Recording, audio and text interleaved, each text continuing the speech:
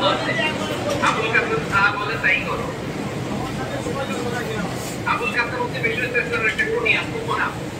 আমার রাসূলের বড় ছেলের নাম ছিল কাসেম। যেমন দেখবেন আমাদের এলাকায় কারণ ছেলের বড় ছেলের নাম যদি হয় আব্দুল্লাহ, আব্দুল্লাহর বাপ বলে ডাকে। কারো বড় মেয়ের নাম যদি হয় ফাতেমা, এরা কি ডাকে? ফাতেমার বাপ বলে না? বিশ্ববিদ্যালয়ের বড় ছেলের নাম ছিল কাসেম।